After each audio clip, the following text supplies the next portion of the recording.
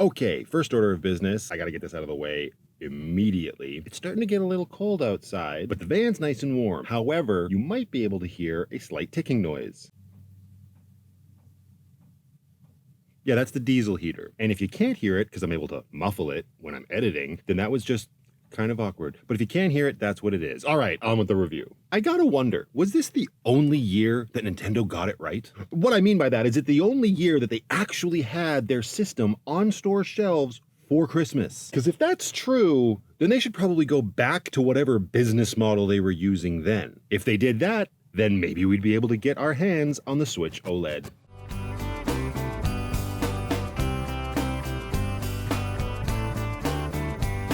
8-Bit Christmas is a very family-friendly Christmas comedy that tells the story of... Oh no. I can't remember his name. Well, that's not great. Let's just call him young Neil Patrick Harris. It tells the story of him during the Christmas of the year that the original Nintendo Entertainment System came out and the lengths that he and his friends all sort of go to try to get their hands on one. The story is told as a flashback through heavy narration from Neil Patrick Harris. Because obviously if you got him, you want to use him. And relegating him to just telling the story probably upset somebody somewhere, I'm assuming. I imagine the producers kind of got excited when they saw Neil Patrick Harris in this movie and they immediately signed the check and they're like, so what's his role in the movie? Here's your money. And then the writer and the director was like, yeah, he's going to be telling the story. Bye.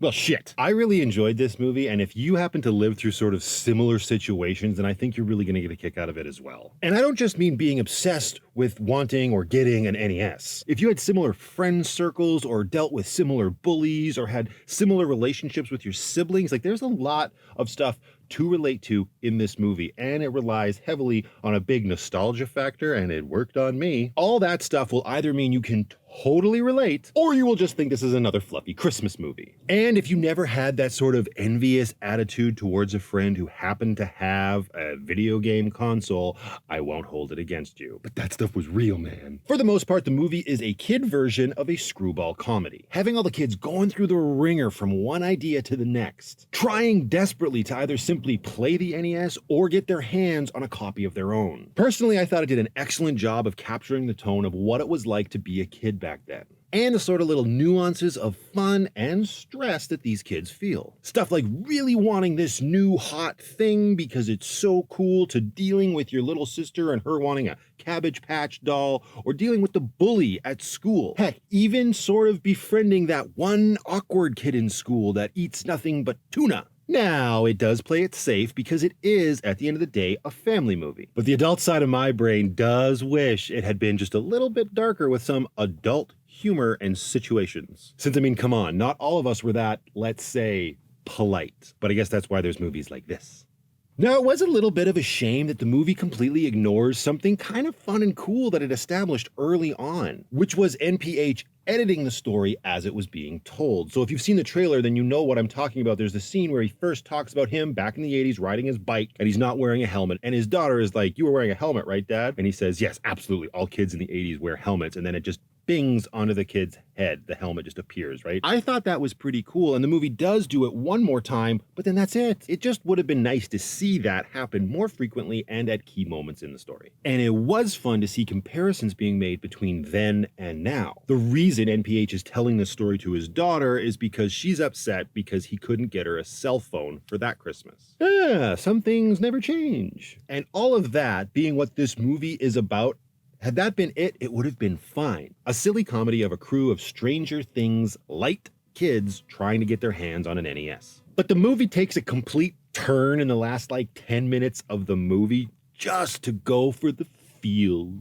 Which is fine. I expect movies like this, and especially Christmas ones, to do stuff like that. And while what they do here still got to me, it is hard to ignore the fact that it feels very out of left field. When you think about it, it really seems like the writers had no idea how to wrap this story up, and they were just like, it, let's just make everybody cry. And if that was the case, then they should have just taken some more time, gone back to the beginning of the script, and edited in this idea to weave it more organically into the story so it doesn't come across so disconnected. As it is, the ending does not and will not ever feel like it belongs with the rest of this movie. 8-Bit Christmas gets a 7 out of 10 regardless. I had a good time, but that's probably because there was a lot that I could relate to on a personal level. And I'm a huge Nintendo fan and a big softie. Now, if you can't relate to stuff like that or you don't give a crap about video games, then this movie will be harder for you to watch and you'll probably find it incredibly forgettable. So what about you? Have you seen 8-Bit Christmas? What did you think about it? Let me know in the comments below and I'll see you all in the next one.